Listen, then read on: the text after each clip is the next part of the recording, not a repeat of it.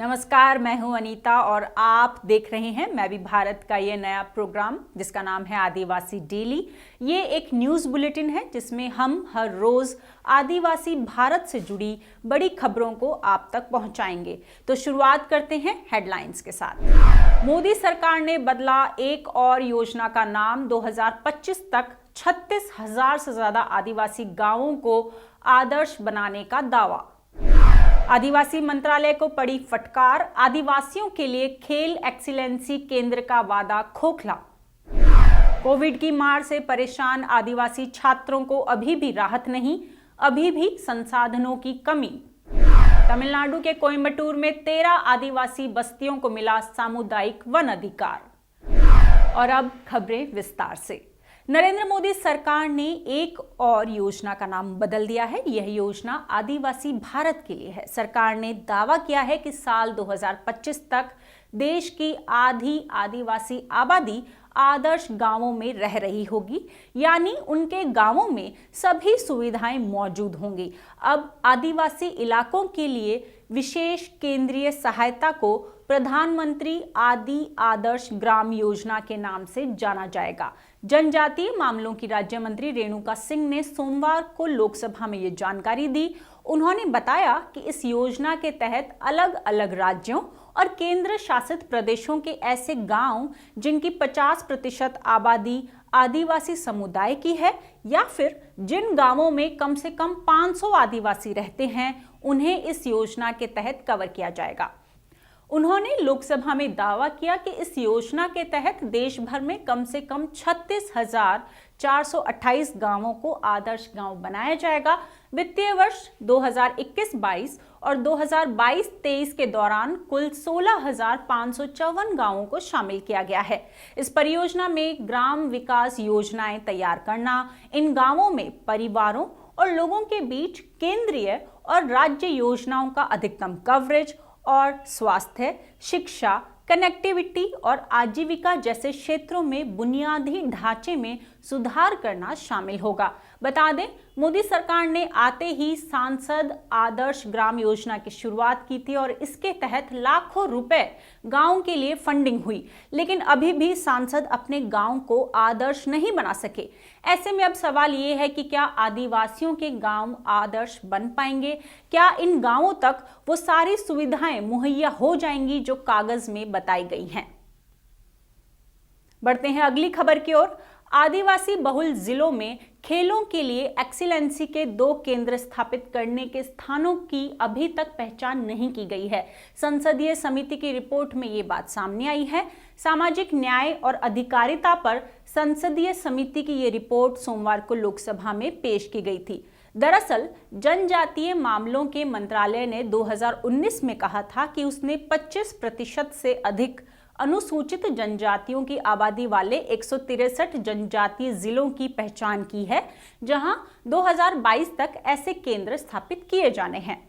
साल 2018-19 और 2019-20 के दौरान ऐसे 15 केंद्र स्थापित किए जाने थे, लेकिन अब तक केंद्र स्थापित करना तो दूर, इनके लिए जगह की पहचान भी नहीं हो पाई है। एक्सीलेंस के इन केंद्रों का उद्देश्य खेलों के लिए विशिष्ट अत्याधुनिक सुविधाएं उपलब्ध कराना है। समिति के मुताबिक इस मामले में सिर्फ 6 राज्यों से प्रस्ताव प्राप्त हुआ है और बाकी के राज्यों को अब अपने प्रस्ताव प्रस्तुत करने के लिए कहा गया है।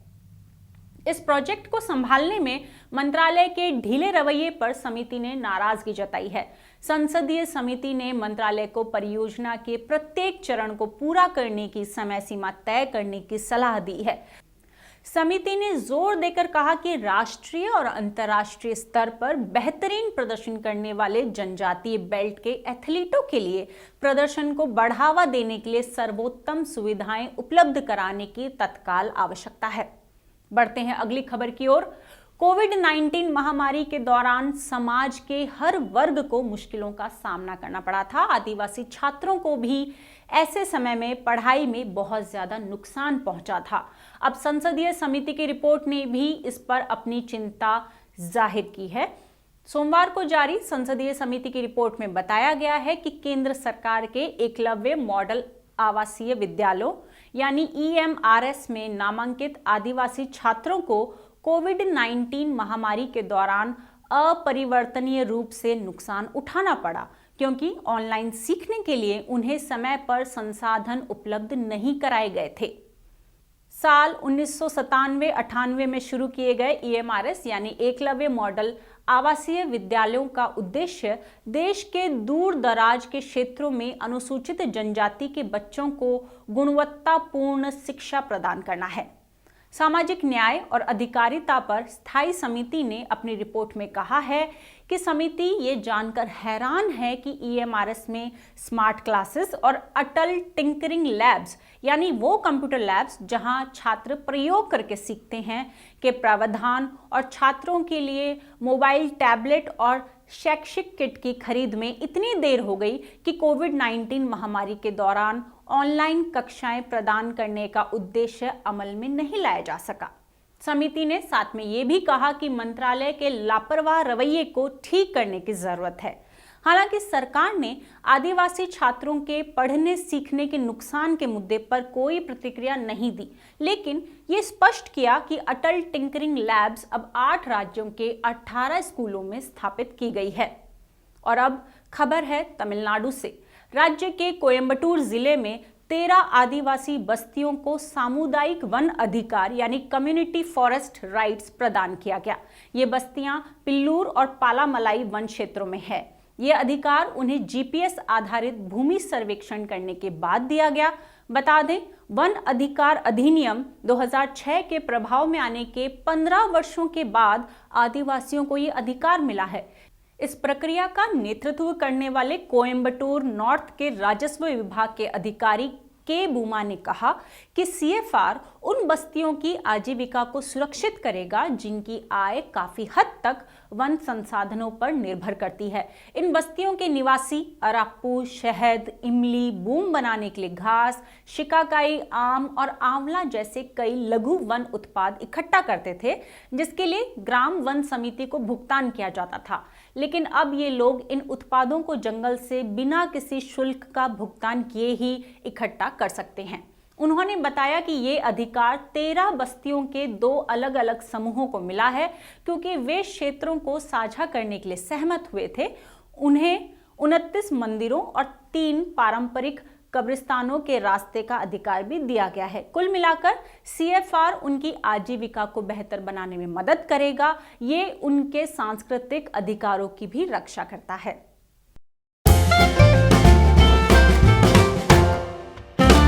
अपने दूसरे सेगमेंट में आपको बताते हैं नागा जनजाति से जुड़ी एक खास सामाजिक व्यवस्था के बारे में, जिसको कहते हैं मोरुंग।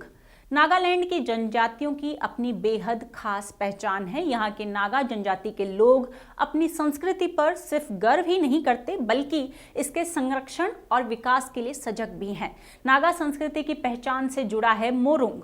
वक्त के साथ नागा समुदायों की जीवन शैली में भी कई बदलाव आए हैं, लेकिन इस समुदाय ने अपनी संस्कृति से जुड़े प्रतीकों को बचा कर रखा है।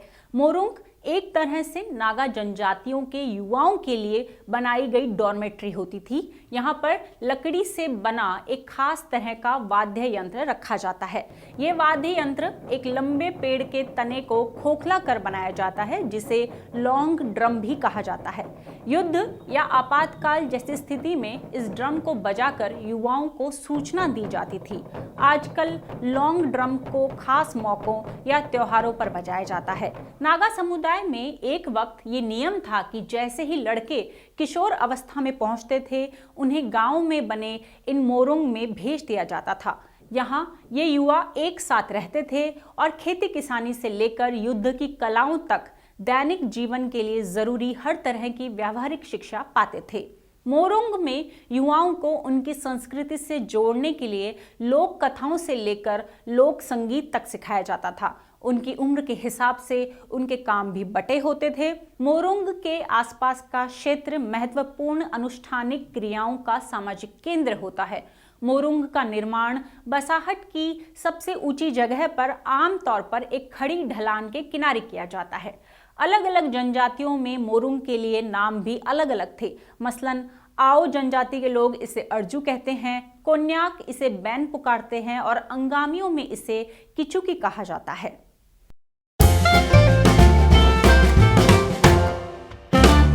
अब बारी है एमबीबी पोल की।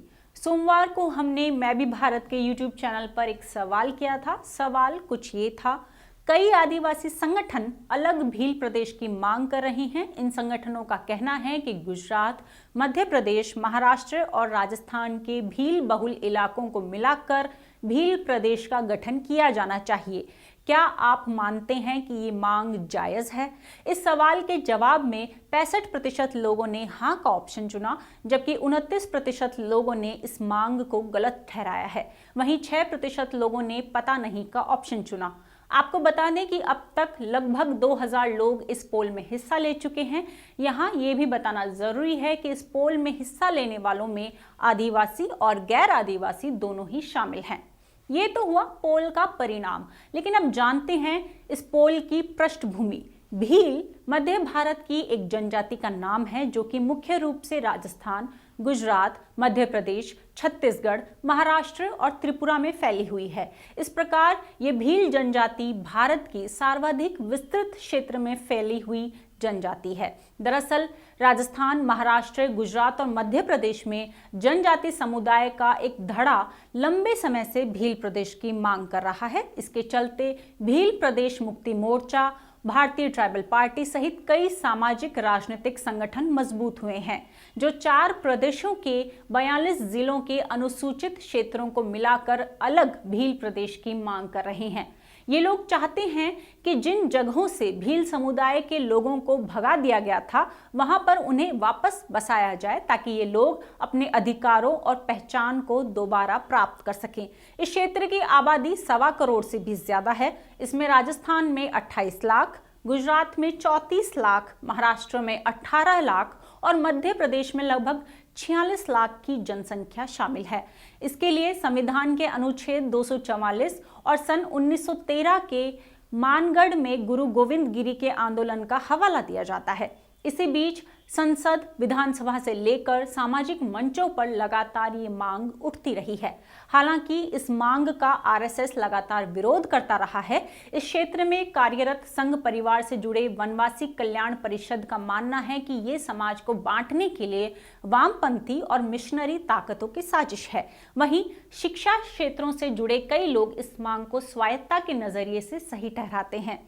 हाल ही में हुए गुजरात विधानसभा चुनाव में भारतीय ट्राइबल पार्टी की हार ने एक बार फिर इस मुद्दे को गरमा दिया है। अगले साल 2023 में राजस्थान, मध्य प्रदेश और छत्तीसगढ़ में होने वाले चुनावों के मद्देनजर आदिवासी इलाकों में संगठन एक बार फिर अपनी पकड़ बनाना चाहते हैं।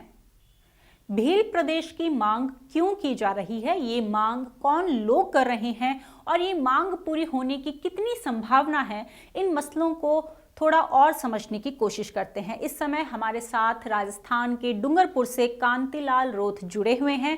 कांतिलाल रोथ डूंगरपुर के आदिवासी नेता हैं। कांतिलाल रोथ जी, मेरा पहला सवाल ये है कि भील प्रदेश की मांग क्यों की जा रही है और कौन लोग इसे कर रहे हैं? भील प्रदेश की मांग आज से नहीं उठ रही है। भील प्रदेश की मांग जब हमारा ये पूरा अखंड भारत था, उस समय अंग्रेजों के दस्तावेज में एक प्रकार का नक्शा मिलता है जिसका भील कंट्री के नाम से अभी भी मौजूद है। और आज की तारीख में भारत देश आजाद हो चुका है और हम लोग अखंड भारत का सम्मान करते हैं। और इसी के अंदर मानगढ़ धाम ने आपने एक एपिसोड बनाया था, उस मानगढ़ धाम पर भी हमारे आदिवासियों द्वारा एक आंदोलन खड़ा किया था, जो वेट वेगार यानी आपका जो जिस प्रकार का इस इलाके में एक टैक्स लिया जाता था और यहाँ का जो परंपरागत आपका महुआ का अर्क है उसको डैमेज करने के लिए भी एक प्रकार का काम किया था तत्कालीन राजाओं और अंग्रेजों द्वारा। तो उस समय भी 1913 में भी भील प्रदेश भील राज की मांग हुई थी। उसके बाद में विभिन्न सामाजिक संगठन जो सोमजी भाई डामोर वगैरह है, नाम सुना होगा आपने जी, उन्होंने भी भीलिस्तान शब्द का उपयोग किया था। और इसी बीच में गुजरात के जो झगड़िया विधानसभा के छोटू भाई वसावा हैं, जी, उन्होंने भी आपका भीलिस्तान शब्द का उपयोग किया था। लेकिन हमने ये भीलिस्तान शब्द को त्याग दिया क्योंकि भीलिस्तान शब्द है वो आपका किसी देश के सिमिलर लगता है, जैसे कजाकिस्तान, पाकिस्तान, हिंदुस्तान, अफगानिस्तान, ऐसा। तो हमने ये जो भील प्रदेश शब्द का हमारे इलाके में स्टेब्लिश किया। और आदिवासी परिवार का गठन किया हमने 2015 के अंदर मानगढ़ धाम के ऊपर ही।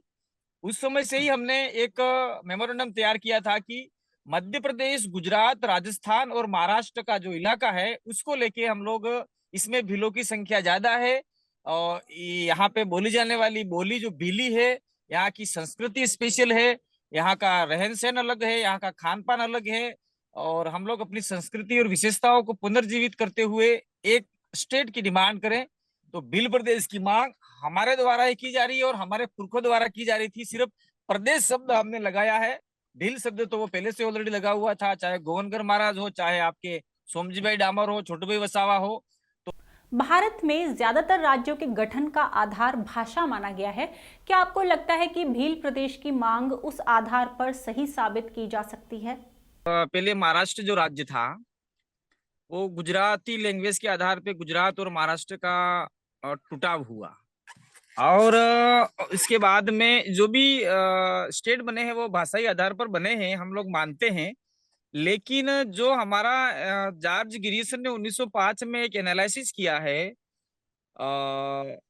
उदयपुर से लेके भोपाल और भोपाल से लेके बॉम्बे तक जो क्षेत्र है उसमें सबसे ज्यादा बोली जाने वाली बोली या भाषा है जिसको भीली या भिलोड़ी कहा गया है। और इस इलाके में पूर्ण रूप से भील समुदाय के साथ में अन्य लोग भी रहते हैं, अन्य समाज के, चाहे आपका जनरल हो, ओबीसी हो, एससी हो, माइनॉरिटी समाज हो, वो हमारी ही बोली बोलते हैं, भीली लैंग्वेज। और आज की तारीख में षड्यंत्र पूर्वक भीली बोली को कहीं मेवाड़ी बोल दिया है, तो कहीं वागड़ी बोल दिया है, तो कहीं निमाड़ी बोल दिया है, कहीं आपका मेवासी बोल दिया है, तो कहीं आपका गुजराती बोल दिया है, तो कहीं थोड़ा सा हल्का सा मराठी बोल दिया है। लेकिन वो पूरे शब्द शब्द भीली शब्द है। और हम लोग मानते हैं कि ये भाषाई आधार पे भील प्रदेश बने। ये कोई पर्टिकुलर भील कोई जाति नहीं है, एक कम्युनिटी है। और भील कोई कम्युनिटी भी नहीं कह सकते, भील का मतलब होता है लड़ाकू, यानी आपका सैनिक। तो इस इलाके में रहने वाले तमाम लोगों का जो बोली भाषा है वो बिल्कुल हमारे जैसी ही है, आदिवासियों की सिमिलर ही है, वो कोई अलग नहीं है। भील प्रदेश की मांग पिछले कई साल से होती रही है, लेकिन काफी हद तक ये मांग गुजरात और राजस्थान के कुछ हिस्सों में उठती है और दब जाती है। क्या आपको लगता है कि ये एक ऐसी मांग है जो गुजरात, राजस्थान, महाराष्ट्र और मध्य प्रदेश के भीलों को एक साथ ला सकती है? विश्वास पे दुनिया कायम है। क्या पता था अंग्रेज चले जाएंगे, क्या पता था राज्य रजवाड़ों का राज चला जाएगा, क्या पता था कि हमारे इलाके में हम लोग इतना सफल हो पाएंगे। लेकिन कुदरत और लोगों का प्यार जो हमें मिला उसके आधार पे हमें विश्वास है कि आने वाले समय में हम लोग जो अभी बड़ा आंदोलन नहीं कर पाए हैं, लेकिन एक जनजागरण आदिवासी परिवार के नाम से हम लोग कर रहे हैं। और आपका मध्य प्रदेश का झाबुआ, अलीराजपुर, बड़वानी, धार, नीमच, रतलाम वाला इलाका है, उसमें हमारा अच्छा काम चल रहा है। गुजरात के आपका दाहोद हो गया, पंचमहल हो गया, अरवली, महिसागर, खेड़ ब्रह्मा का इलाके में हमारा काम अच्छे तरीके से हुआ। राजस्थान का ये 4-5 जिले हैं उसमें है ही है। हमारा प्रथम विजन 18 जिलों का था, जो जिसमें हमने धीरे धीरे भील प्रदेश शब्द को वहां स्टेब्लिश कर दिया है। इसीलिए हम चाहते हैं कि भील प्रदेश बने। और जो खास करके इसका विजन ये है कि यहाँ के आदिवासियों की संस्कृति के साथ में संवैधानिक अधिकार जो 5वीं अनुसूची का दिया है वो पूर्ण रूप से लागू नहीं हुआ है। यहाँ की परंपरागत ग्राम सभा है वो उसको मान्यता नहीं दे रहे हैं ये लोग। है तो हमारा व्यवहार में चल रहा है लेकिन मान्यता नहीं दे रहे हैं। इसलिए ऐसे बहुत सारे फैक्टर है जो इस इलाके में हम लोग जनजागरण करते हुए आगे की रणनीति तय करेंगे। और बड़ा आंदोलन इसलिए नहीं कर पाए क्योंकि आदिवासी के आंदोलन के लिए कोई न तो आपका फंड देता है ना उसका साथ देता है। पहले हम लोग जो आदिवासी विभिन्न राजनीतिक पार्टियों में बिखरे हुए हैं, कांग्रेस, बीजेपी और दूसरी अन्य पार्टियों में, उनको पार्टी की गाइडलाइन से बाहर करके एक स्टेट के लिए, एक समुदाय के लिए और एक इस इलाके भौगोलिक परिस्थिति को बचाने के लिए हम लोग जो आंदोलन छेड़ रहे हैं उसमें जोड़ने का प्रयास कर रहे हैं। निश्चित रूप से हमें आशा और विश्वास है। आज ओबीसी वर्ग भी हमारे साथ में है, दलित भी है, माइनॉरिटीज भी है और इवन यहाँ के जो जैन समुदाय है उनका भी ये मानना है कि अगर भील प्रदेश बनता है तो हमें बेनिफिट मिलेगा, न कि राजस्थान में मिलेगा न गुजरात में मिलेगा। क्योंकि भील प्रदेश बनने पर जो जनरल कम्युनिटी है वो आपके अल्पसंख्यक में आ जाएगी और उनको बहुत सारा बेनिफिट मिलेगा। इसलिए वो चाहते हैं कि भील प्रदेश बनना चाहिए। और उनकी कुछ सीटें हैं, हो सकता है कि आपका रिजर्व हो सकती है विधानसभा की, आपकी लोकसभा की, पूरे इलाके में। हमारा उदयपुर से लेके आपका जो हम भील प्रदेश की डिमांड कर रहे हैं उसमें परसेंट सीटें, 90 सीटें हैं वो रिजर्व सीटें हैं, उसमें अनरिजर्व हमने गिनी नहीं है, और 13 लोकसभा विधानसभा पड़ती है। तो एक पॉलिटिकल हिसाब से भी उसकी डिमांड करेंगे तो जो लोग पॉलिटिकल या फिर MP MLA बनना चाहते हैं वो भी जनरल वर्ग का हमारा साथ देगा, हमें ऐसा विश्वास है। और इसी के साथ ये बुलेटिन यहीं खत्म होता है। आप आदिवासी समुदाय से जुड़ी बड़ी खबरें रोज यहाँ देख सकते हैं। साथ ही हमसे जुड़ने के लिए हमारे व्हाट्सएप नंबर पर मिस कॉल जरूर दें और इस वीडियो को लाइक करना और चैनल को सब्सक्राइब करना ना भूलें। धन्यवाद।